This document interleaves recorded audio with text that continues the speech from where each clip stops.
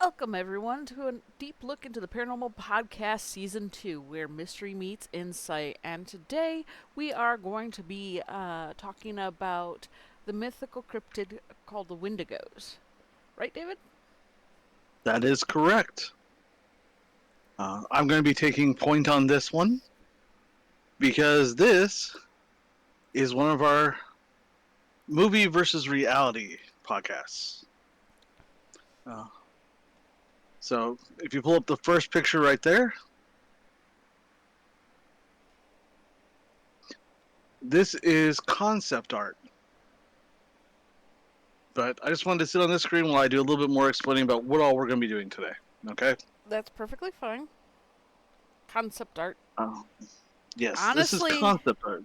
honestly, from what I have personally thought of what it would look like, it kind of matches up. Because I kind of thought of a not deer, a mixture of a not deer, some other kind of thing, and just bloody claws. So it kind of fits. Yeah, when you hear Wendigo, what do you think about? Um, Other than what I just described, I Yeah. think uh, I think of a honestly either I don't want to say spirit, but an entity of sorts that honestly might be misunderstood. Okay. If that makes sense. Like it's like Uh, they seem predatory, but maybe they're a protector. no. Okay. Let's That's get why into this one. that's why I said it's that's why I kind of thought, but after you know us talking about this episode a little bit, you didn't tell me much. I got the picture that it was completely different. Yeah, it's both everything you think it might be and it's everything you think it might not be.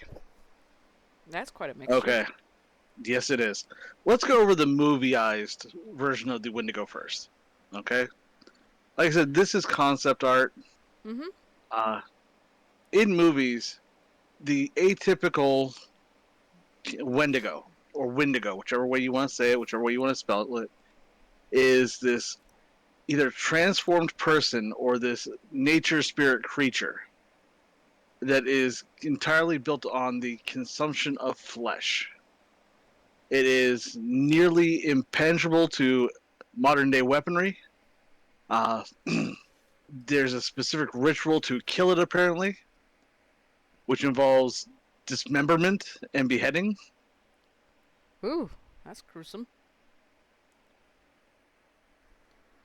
Um, it's a physical monster.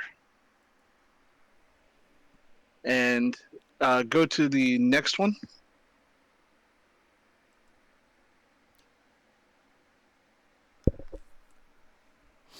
This is from a movie that came out in 2021 called Antlers. This is a depiction of the Wendigo as a vengeful spirit.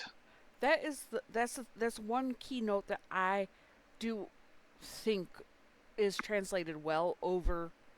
I don't want to say the masses or the stories or what have you, but antlers and Wendigo seem to go together. And modern horror and movies and everything would have that seem that way. That's definitely the trope they're going for. Okay. No, that is very traditional movie lore. Okay. And there's really two different aspects to the movie lore of it. There's the what you've become because of it, Mhm. and what it does to other people. Um, in Antlers, it's more about punishment for what he's done, turning him into this kind of thing. But it's very much about body horror in that movie. There's other movies where it's depicted as just something waiting to consume an endless hunger. Okay. Uh, in video games, go ahead and go to the next one. Ooh. Which? Yeah, there's a little delay. I heard that ew before it came up on the screen. This is from a well-known video game. This is from Until Dawn. Oh, really? I thought I was thinking more Resident Evil, but okay. No, this is from Until Dawn. This is a Wendigo created by a cursed location. And it does have one thing to do. It's about punishing those who took the land. Hmm. That's one thing about this. It's actually far more accurate than not than popularized. Okay. These creatures, as you can see, there's no antlers, but they're very gaunt, very almost Slenderman-ish, very stick figure. They still got that kind of disjoint. I don't want to say disjointed, but maybe double. Unnatural. Yeah, unnatural look about them though. Yes. Um, They still have that undead look too. yes, they do. Now, the Wendigo Mm-hmm. in movies is very much more of a slasher villain. That's the best way to put it. You can usually get a little bit of psychological, but it's just it's become a monster of the week. Uh, It's mostly located to remote settings like forests, winter towns, abandoned cabins. That's where you kind of see the Wendigo stories pick up. okay. When you say, sorry to pause or stop you there, in your explanation, but when you say it's a monster for the week, what do you mean by that? Monster of the Week refers back to Scooby Doo, actually, where every week they'd face a new monster that wasn't actually a monster, it was really a person in disguise, but it'd be the different enemy that they'd have to face that week and overcome. That's what Monster of the Week generally refers to as the trope. Okay. Buffy the Vampire Slayer fell into the Monster of the Week category, where something new or different. Supernatural is another great example of that Monster of the Week format. Okay. Most superhero shows fall into Monster of the Week or Villain of the Week. Okay. I thought you were saying weak as in lack of strength, but you were meaning weak as in Oh, week. yeah, length of time. Okay. All right, now Wendigo is also found in another movie that, well, not directly in the original. That I know you love the original, but in the remake is hinted at very, very well. It's not directly shown, but it's there. And that movie's Pet Cemetery. Oh, I can't watch that movie. Yeah, the remake from 2019 Yeah. has it never really engages with the lore, but it mentions the Wendigo. Okay, now in current movies, how does one become a Wendigo? I honestly don't know. It would seem like it would either be a curse or maybe it's summoned or conjured. It's through your own actions, specifically consuming other humans. Cannibalism? Wendigos are created by cannibalism. Good. Yep. That's one of the key factors in Until Dawn, even if it's unintentional cannibalism, like, hey, I don't really want to eat you, but you've been dead for 2 weeks and I'm starving to death kind of cannibalism. Okay. That. Well, in that kind of situation, it's like, do depending on how the body was preserved. I don't Cold want climate. I'm talking about Until Dawn is the one that brings up the I, most. I don't want I don't want to sound like I would be into cannibalism, but if it were preserved in a cold way, like a freezer, um, and it was either you starve to death or you eat your friend, I Yes. would, huh? Yes. I know. Starving to death versus eating a friend. It can You, drive you you, mad. yes. And that's what we're going to go into next. Not everyone who commits cannibalism becomes a Wendigo. according to modern creepypasta slash movie takes. Okay. However, we're going to take a dip into the real world a little bit here. Okay. How are we gonna do Now, that? the I believe it's the next picture.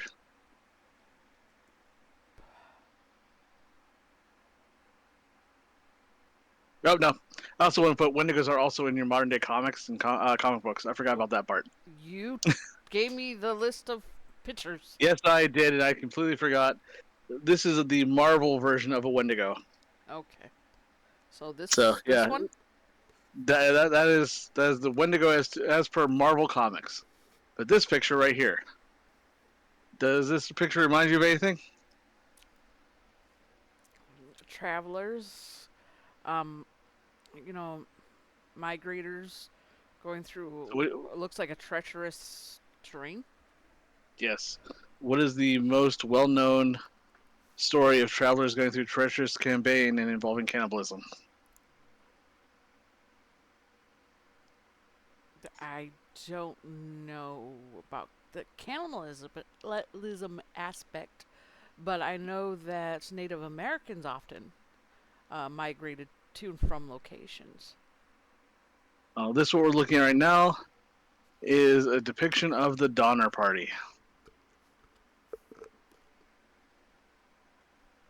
The Donner Party?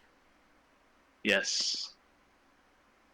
The expedition that chose to go through the mountains and got caught in the snowstorm. Sorry, it makes me think of Jeffrey Dahmer. But it's not the same last name. It's not the same Donner, spelling. not Dahmer. Yeah. But when you say it fast, I'm sorry. I do apologize. I squirreled. It's okay. Now, if cannibalism was the only factor for the Wendigo, Hmm. we'd have a lot more Wendigo on our hands than the world would report. However, this is kind of where both those kind of overlap, because we're going to get to the actual where the cannibal came from, where the Wendigo came from, and what it actually means. But we're going to go over someone who might fit all the characteristics together. Okay. There is a man who is among the Donner Party, and he survived, but Yeah, that he but that. didn't come out quite the same. And I'm going to preface this by most actual real world examples of cannibalism having occurred, like the plane crash on the mountain, people being stuck on islands. Mm-hmm. You see certain psychological traits.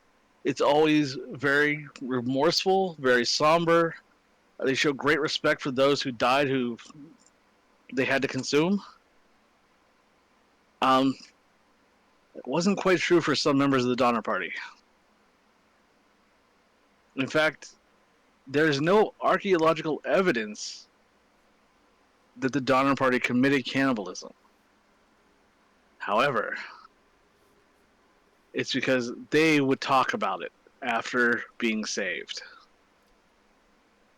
So they admitted to being cannibalistic after they were Yeah, saved. this is from one of the commentaries of Mm-hmm. in the newspapers at the time. The Donner Party had several survivors who afterwards seemed to comment upon their cannibalism with a shocking degree of casualness, making stews from the dead. At least one survivor expressed no guilt or any kind of introspection. Well, given their situation and the severity or the what is it the gravity of the situation, it's gonna do a complete mind mess with you. Like, it's just gonna like really mess you up. You're gonna see things differently, perspective, or have different perspectives on things. And in that case, it was either I die or I eat. Dude, but they never had to speak of it again, No, they didn't. and that's the thing. In fact, there's one member of the Donner Party. He Mhm. encompasses a lot of different aspects of what we're going to be talking about. His name was Johann Ludwig Christian Kesselberg. Kesselberg. That is a He went by mouthful of a Lewis. name. He went by Lewis. We'll call him Lewis from this point. All right. Now, he was German in descent. He was born May 26, 1914. Before any of you start to think, his grave is unmarked and unknown. The location is unknown. So there's no going to this person's grave. Probably for the best. Yes. His wife's grave is still known, but he is not buried anywhere near her. Now, he was smart. Uh, it's just the way I say it. He spoke multiple languages. He was a brewer. He knew how to brew beer. He knew how to do business as well too. But he was aloof and abrasive. Okay. He was often called as eccentric, antisocial, and even unstable before the crisis began. And apparently, the people he hated the most were fellow immigrants.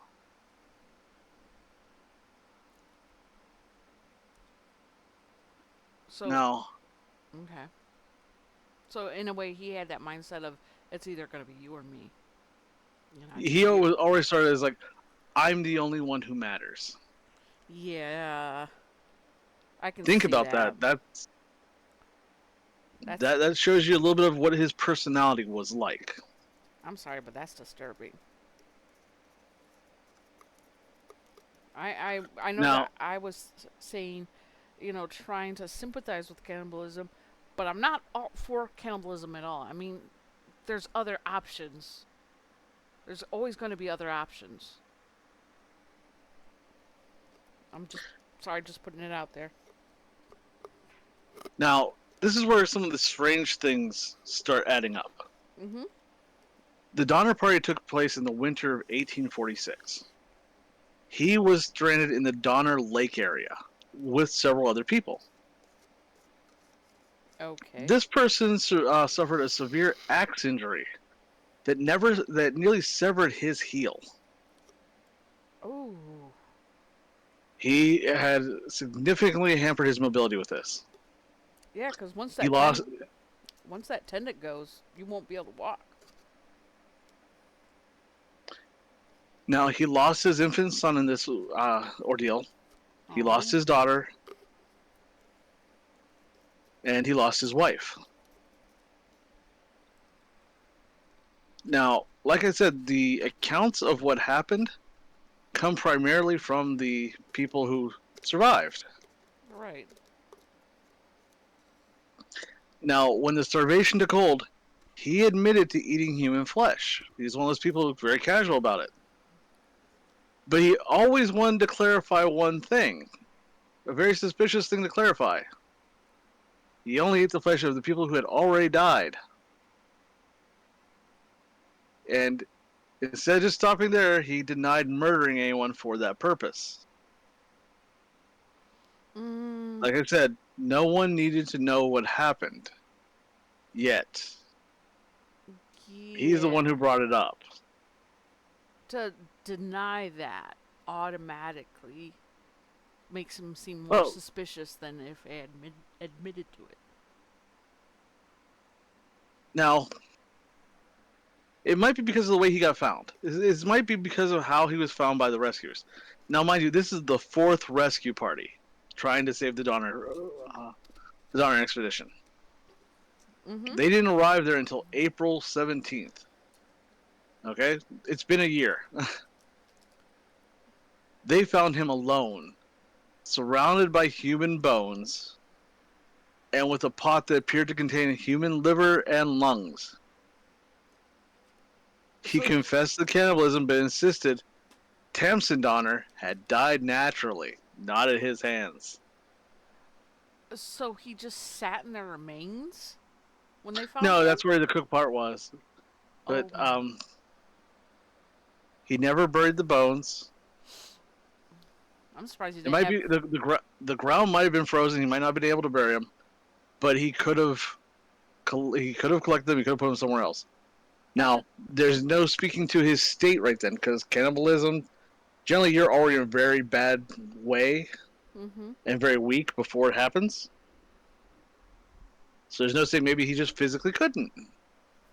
But then why would he be so much denying that he killed someone? It's well, I'll put it this way though. He did this this guy is very, very smart. Whenever the papers got a hold of this and they published the fact of what they found there and what was all going on, he sued one of his rescuers for slander Why? because they spread his story. So they told the story, or what he told him, right? So wasn't True, it the but truth? in the story he depicted him very much as the villain because he was smart, tall, thin, aloof, and But then, very haughty. yeah. But you got to think about it. During the wintertime, there could have been also animalistic predators out there as well, Very picking them true. off. But I do apologize. also, this is someone who just saved your life, Mm-hmm. and you're suing him. I can Now, understand for the picture that they painted of him, though. he was awarded. He did win this lawsuit. Slander is a very hard thing to prove, but he did win the lawsuit. He was awarded a whole dollar. Are you serious? Yes. I'm guessing the judge wasn't a fan. Now, even in 1874, a dollar, $1 in 1874. That scene, I mean, that could have been considered still, you know, a It's pretty the good, equivalent of $28. yeah, a decent amount of pocket change. But he had to pay the court costs afterwards. Yeah, So he lost money on this. but at least he proved himself, I guess you could say. Wow. So Wendigos in his story He is spurred. seen Go ahead. he was seen as tall. He was seen as educated, multilingual, but fiercely defensive. He was one of the few groups. He was the smartest member of the party by all accounts. So would they think of him as leader of the group? No, Okay. because he didn't know his way. He was going there. He was trying to find where they need to go. Okay. Um, like I said, he did survive the encounter. Uh, After his rescue, he briefly worked for John Sutter as a captain on a schooner, but the complaints of passengers led to his dismissal. What was he Uh, trying to? he he was that abrasive, that defensive, and he was a downright mean person to a lot of people, allegedly. Well, he was being ridiculed. Oh, I'm not trying to sympathize, but he was being ridiculed, accused, and you know, talked down on. So I can understand why he would be defensive. In later years, he ran a boarding house. Oh God, no. Yeah, I was waiting for this to continue. Like, oh no, there's signs here. You go from to a boat. Oh, what's the other thing that happens if a boat wrecks? It sinks. They don't get rescued quick enough. Yeah, they Now don't. it's a boarding house. A lot of people check into a boarding house and then they're never seen again. I'm just saying. Uh, Mhm. but he also ran a brewery. Oh dear Lord. In fact, he's known for introducing lager beer to the region of Sonoma and Sacramento. Now, remember, this is the 1800s. Yes. At the end of his life, he did descend into poverty. He also became an isolationist. So not much is known about what he did in his ender years. But he did die in Sacramento County Hospital in 1895. Oh, wow. He lived to the age of 81 years old. And there was no problems with his boarding house or liquor? None that was reported that I could find. Oh, wow. Now, throughout his life, he claimed he was tormented by the rumors and insisted he had merely survived as best he could under desperate circumstances.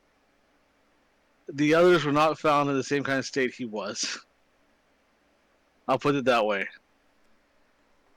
Could they Um, tell how some of them died by their remains? yes. The rest of them were natural causes, all confirmed natural causes, Then that should. except for Okay. the Donner that he didn't kill. That was undetermined. So that would prove his innocence in regards to murder, except for that one that was in question. Now, there's only one person who backed him up and said he wouldn't have done it. Okay. She was not there for that because he was the only survivor of that campsite. The person who backed him up was Eliza Donner. She was located at one of the other campsites. Because the Donner Party actually broke into 3 different campsites. Okay. Now, this is where the media comes in. They made him more of a monster than he probably truly was. They do. Media does like to exaggerate things. I think to draw in viewers or to draw notice to their stories. Yes. Now, and if modern media and the modern stories of a Wendigo Rigo, he fits all the check boxes. So why isn't he an antlered, 9-foot tall creature? I think the reason, my assumption, okay, this is my assumption to this, is the reason why he didn't appear as the tall antlered gaunt figure, the monster, is is because they didn't want to humanize it, so that's why they developed the creature. Maybe, did that make sense? That makes sense. It does. Because it's too more. It feels too more close to home when it's humanized. Very true. And that would I'm scare a gonna. lot more. Mm-hmm. Okay. Now, if you go to the next one, you'll actually see a picture of him. Oh my goodness. I'm excited. He actually looks like a sweet man. Yeah, he's not. Oh my. He doesn't look like a monster. No. And this is kind of coming back to the monster of the week theory. Because every time Scooby-Doo found a monster of the week, they realized there's always a person underneath. Yes. I would have gotten away with it if it wasn't for you, the crazy kids and that dog too. Now, there's several other cryptids that kind of get merged in with the Wendigo theory. Okay. Now, the main one is also Native American in origin.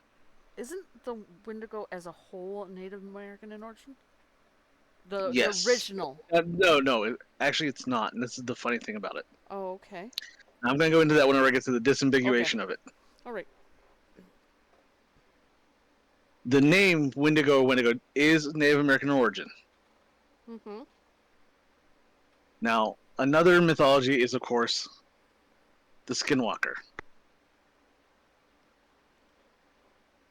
Now, That the Skinwalker is also Native American in origin. yes, it is. And it is tied to cannibalism. Mm-hmm.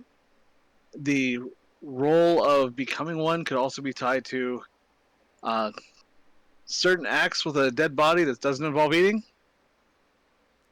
You're not talking about what I think you're talking about, are you?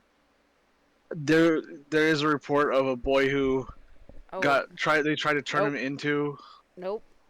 one of them, and when he realized, he made a break for it. Mm-mm. That's sick and twisted. Dark magic is dark magic for a reason. Yeah. The other one you can sometimes get confused with is uh, the Chupacabra. Okay. That is. Isn't that supposed to be like a hairless dog? Well, it's also described as reptilian, spiky, or a mangy Ooh. dog. Yeah. But the key difference is it's tied correctly to livestock, not for Yes. attacking people. Yeah. Now there's Go ahead. good. I was just gonna say, I cannot even say that word.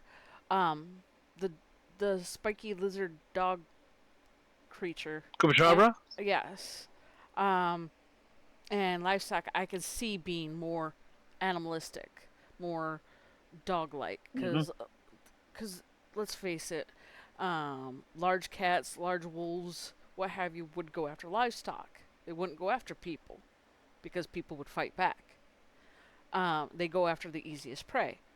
Where that antler upright deer thing looks more like it would go after anything.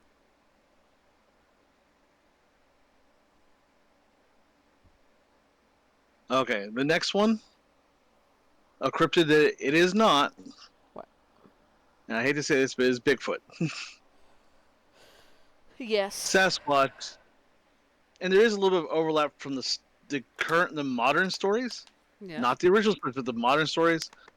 There is overlap for some anthropological misreadings, equating the Wendigo with a cannibal giant, Yes. which was then incorrectly linked to Bigfoot. Hmm. Now, the cannibal giants are not Wendigos. That's Right. the big thing. Cannibal giants is another cryptid story that we may go into later on, but they are not Wendigos. Cannibal giants, however, are, well, how should I put it? They're an entirely different region of the United States where they come from. Have they even found a skeletal remain or remains of such a thing? Um, of the giants, Yes. there are stories of it in the Arizona desert. Okay. There are certain caves that you can find the burial grounds for these things. And Oh there are wow. Native American tales where they fought them, locked them in a cave, and set them on fire to kill them once and for all. Oh wow. But again, finding that actual cave, finding the actual bodies, that's I'm A not sure if it's happened or not. well, not just that, but a lot of that stuff, um, like even going to Skinwalker Ranch is a very difficult place to get to. A lot of people don't know the way. You have to be led there by someone who's either been there or is willing to do so. So I could see that if someone knew the location of these, they wouldn't want to go there for a reason and wouldn't want to let people go there. So they wouldn't, let it lie where it lies. Hmm. Now, the Wendigo does actually fit a lot into the stories of the ghoul. Ghouls actually Mm-hmm. comes from actually the Middle Eastern folklores. They're corpse eaters. So ghoul. They're Mm-hmm. Yeah, they're known as pale, corpse-like humanoids, same as you would see in that Until Dawn. Wouldn't that be like a zombie? Not necessarily. Okay. They have a very corpse-like appearance, but they don't necessarily have to be the undead. Modern will equate the ghoul to an undead person, Okay. but ghoulish does not necessarily mean undead. Okay. I see what you're saying. Another very similar story for about consuming humans is European werewolves. However, uh, that's pretty much where it just stays the same animalistic behavior, hunger, but it's all tied to the moon itself. And lycanthropy. Yeah, Okay. and then the Wendigo will also get confused with the pop culture. They're actually called the deer skull monsters. Maybe that's where the The not deer come from. more than likely, Because because this is where you see the modern. The mm-hmm. modern is not a Wendigo. It's a deer skull monster. That's the best way to it. And where this imagery actually comes from Mm-hmm. is not Native American. It's actually Celtic. I didn't do it. I'm sorry. It's the imagery of I'm gonna butcher this name. My ancestors are gonna be mad at me. Uh, Sununius or Cernus. You can spell it. Uh, Cernunnos.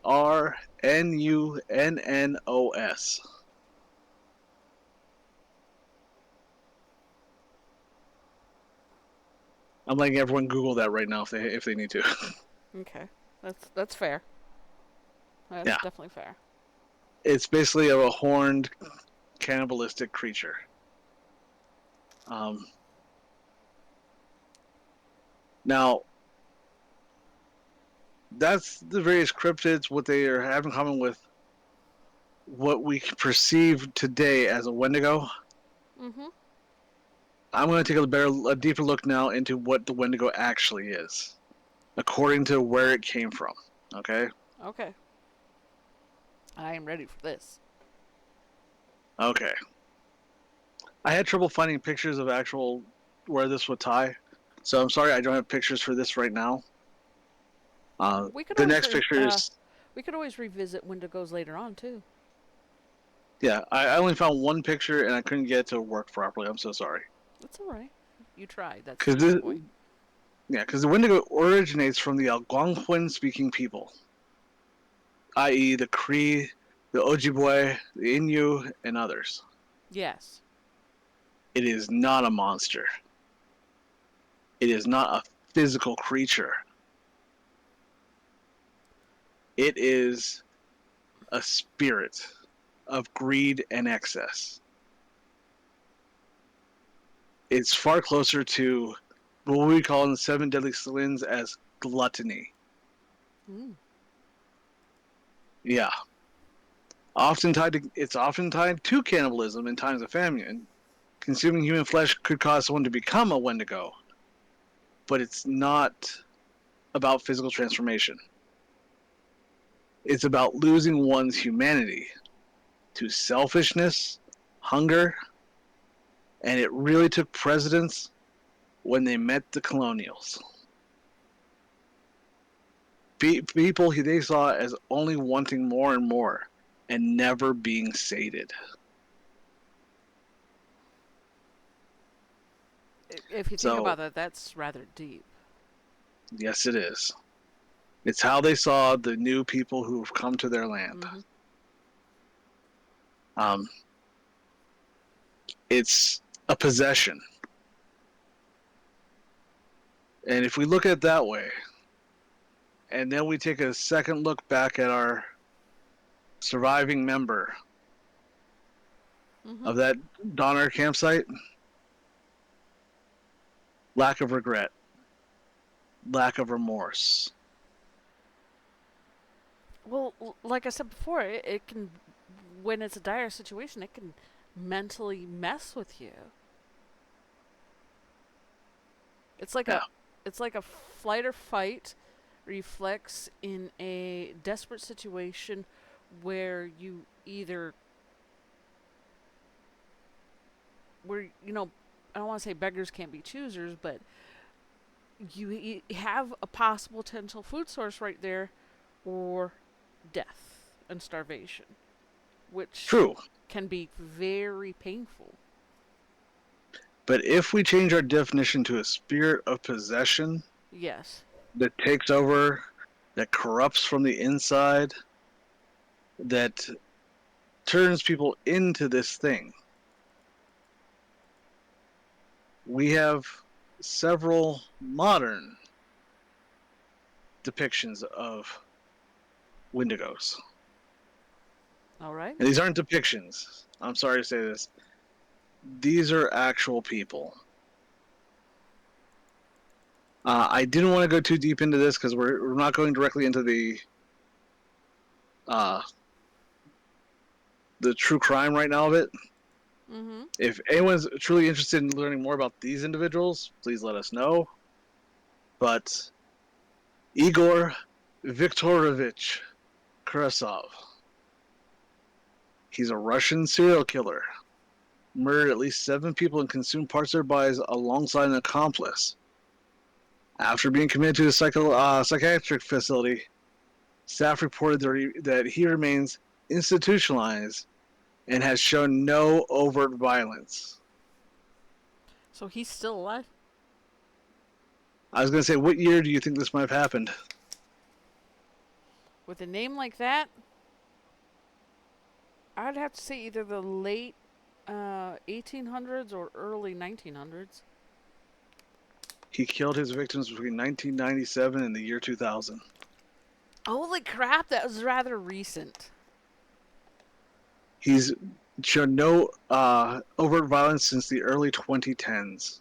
Oh, wow. But the cannibalism was clearly a sustained psychological compulsion, not mere survival. Hmm. Edward Valerovich Selezvnik. Die. These names are very hard to pronounce, it seems like. It's another Russian. Okay. Are you sure? Yes. Okay. Seleznev dismembered and liquefied human flesh to drink Oh, gross.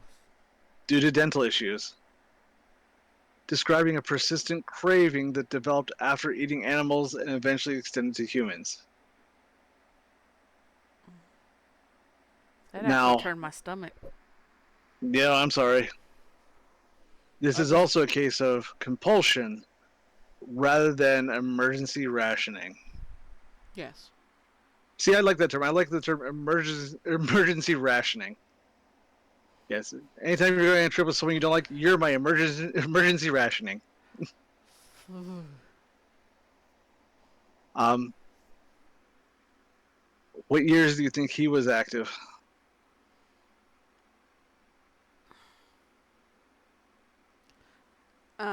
Since given the location, perceived location,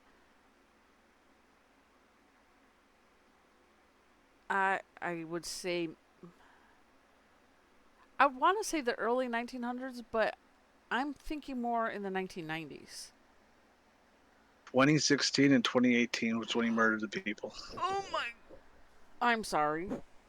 He's I in prison right now serving a life sentence. I am just mentally blown away by how recent some of this stuff is. It's like nowadays there's soup kitchens, there's food banks where they can be accessed. You can, if you're really that hard up, you can grow your own food. I'm just sorry, I'm just blown away. I don't mean to sound ignorant, but just wow. Yeah.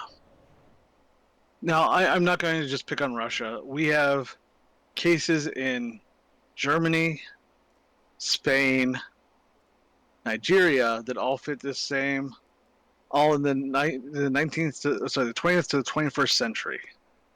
And we have it even here in the United States. In the state of Maryland in 2012, there is a man who killed his housemate, cannibalized the organs, declared not criminally responsible due to mental illness.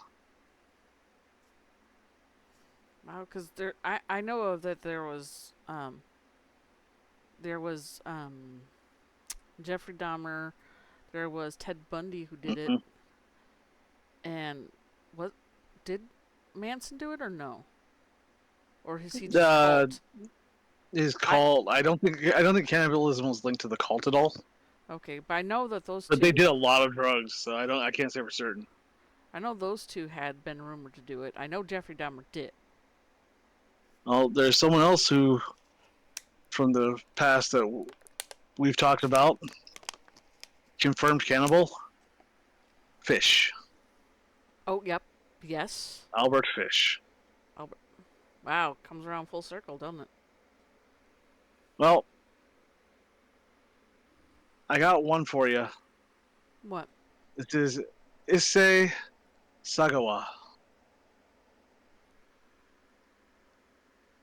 Now, Sorry, that name. this is in true crime. He's kind of well known. He's a very despicable person, but he's from a rich family. He went to France Mm-hmm. and he killed a woman. After killing her, he spent a good amount of time eating her.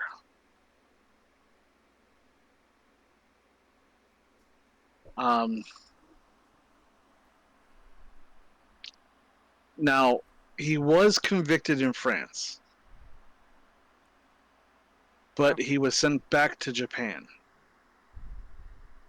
and he was institutionalized for a time. Why does that name sound? Now that the name didn't sound familiar, but the story sounding familiar.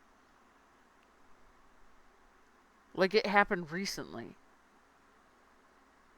1981 is when he killed the woman. Yeah, I mean, recently with not like in the 1800s type of thing. Right. So we were barely Now, born. when he went back to Japan, Mm-hmm. he was not kept imprisoned. They let him go. In fact, he is free to wander. And in fact, he was actually given. Oh, this is despicable to say, uh, but he got a starring role in an adult film because of what he did. Gross. Yes. Now, he said that he genuinely hates himself. And he still suffers from the impulses to do these things. So he might have a mental condition. Right. Okay. Since his release, he says he has been able to keep his impulses under control. Which makes me wonder if he's not doing it and just no one's noticing. Because to go from not having control to suddenly being free and having control, it sounds like something's up. Something don't add up. Now, there's one last one I want to go over. Mm-hmm. His name is Tyree Smith. Now, there are a lot of Tyree Smiths. I don't want to go into too much detail because That seems a this very one generic happened. name. Yeah. In 2011, he committed murder and admitted to consuming body parts. Mm-hmm. He was deemed not guilty by reason of insanity and institutionalized. He was conditionally released in February of 2025. Oh God. Despite concerns that he had ongoing violent tendencies. Where was he He is released? uh, he is known as the Connecticut Cannibal. Mm. He is under supervision still and reportedly stable, but the critics worry his trauma-driven compulsion may persist. Okay, like I said, I'm not going to go too much into detail on all their crimes. If anyone is interested in hearing like the full story of them, we may go into them later. Or we can set Because you up with the links to do the to research some true yourself. crime podcasts, yeah. Now, if we look at this from the lens of the Wendigo, Mm-hmm. a possessing spirit that corrupts you from the inside out. These could all very much be stories akin to The Devil Made Me Do It. You mean They just the didn't Ed know. and Lorraine Warren? Well, Ed and Lorraine were involved, but the actual Devil Made Me Do It happened before they became involved. The Okay, man so who claimed the devil forced him to do it. This is before the Warrens got involved in the case. This was an actual book. You can still find it. It's the first okay. time someone actually claimed in court demonic possession as not as trying to prove that he's not guilty. Oh wow. Okay. Okay. Now,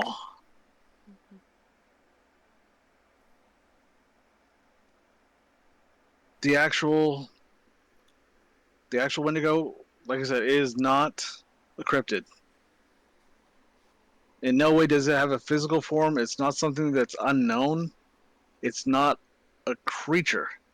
It has more in common with possession, demonic and or otherwise, So you're thinking it might be more of a demonic, like you're saying, demonic possession, or or a curse. that is causing these people to act out. Correct. It has more in common with, uh, with curses, like I said, afflictions, Mm-hmm. than anything physical. It's not really a wild man or vampire or werewolf or the not a deer. So it's But it's been become popularized, yeah. but I think there's a much better depiction that modern movies and modern media would have as a Wendigo. Okay. And I want you to go to the next picture.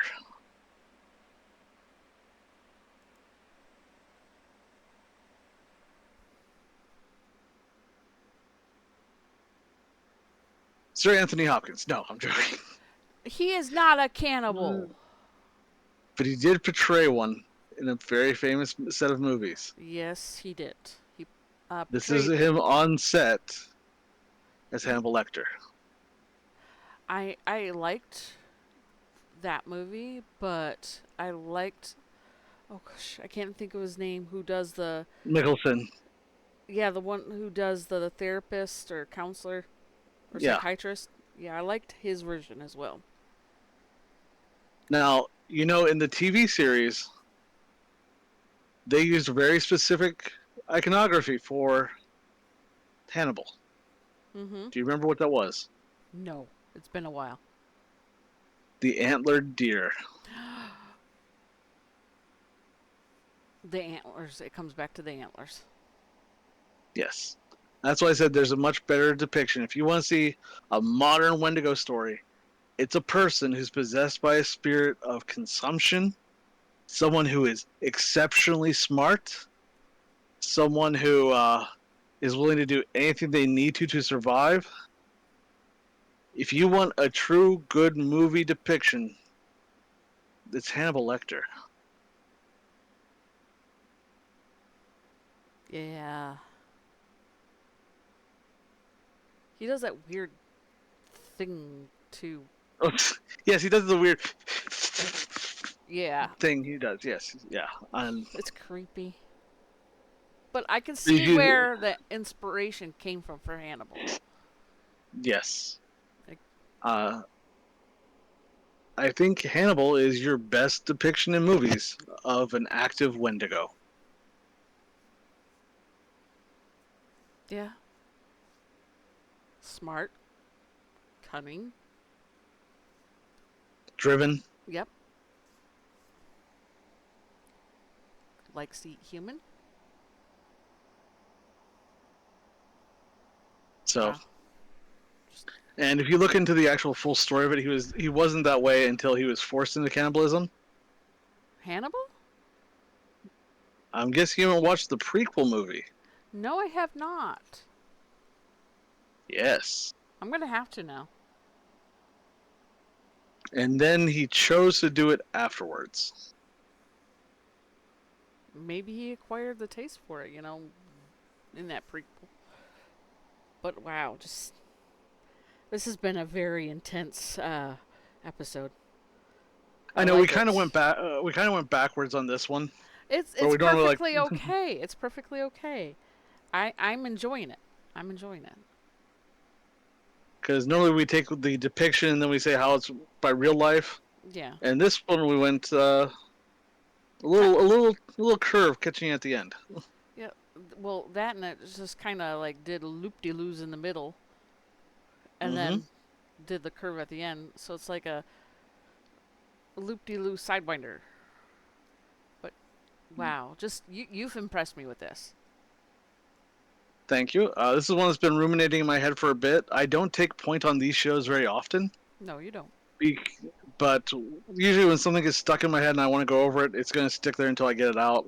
Yeah. And this was kind of things like that's not an actual Wendigo, and so I Well, wanted to make sure everyone saw what the actual historical Wendigo was and what the best movie for a historical Wendigo is. that's perfectly fine.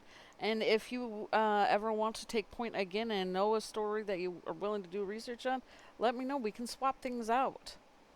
You know, I Will we do. just can't do it for the next two episodes because I've already got everything researched on them. Yeah. Which Now, go ahead. now, if anyone has a movie creature or modern creepypasta thing you want me to research and see what the real world inspirations are versus the movie iconography, let me know. Yeah, just drop us a line. Because this is the kind of thing I like doing. I like trying to strip back a story to see where it's actually from. Yeah, finding the grain of truth that set it all, or sparked it all in motion. Yeah. Yeah, So I really enjoy doing the work for this. This is something that comes from the various podcasts I watch. and listen to. It's the one I'd like to give. I'd like to give another one a shout out to for this one. It's called the Lore Lodge. Make sure you send me a link to that, and I'll put it in the description so others can check it out. Sure thing. But So definitely, I think it was well done. I know our next session or episode is going to be on Okigahara, which is a forest at the base of Mount Fuji in Japan. And the one after that should be about Trans-Allegheny Lunatic Asylum. So, we have those upcoming. But this one was brilliantly and definitely well done. Thank you, David. and you're welcome. Everyone also for the one that's coming up, we will be handling this with the utmost care. We And understand this is a subject. respect. It is a very Yes. sensitive subject. And we will, like he said, we will be taking great care in what we're discussing. I've actually filtered out a couple of the images I was going to use for reasons. But you'll find that out more once we talk about it. Yeah. Funny enough, if you do go check out the Lore Lodge, take a look at what their emblem is. That's why I wanted to give them a shout for this episode. Okay. Sure will. Until next time, hopefully everyone enjoyed our start to season 2 with the Wendigos. If you're watching this on live, you know you can talk with us. We'll answer your questions. I've got chat up and willing to, talk with you. And we have a Facebook group page as well as a Discord channel if you want. Just message me or whisper to me and I will get that information out to you. If you're watching this on YouTube, hit the like button if you like, dislike if you dislike. Don't forget to subscribe there and hit the follow button on Twitch, by the way. And let us know what you think in the comments below. Until next time, this is David and Jennifer with a deep look into the paranormal podcast where mystery meets insight. Bye-bye! Take care, everybody.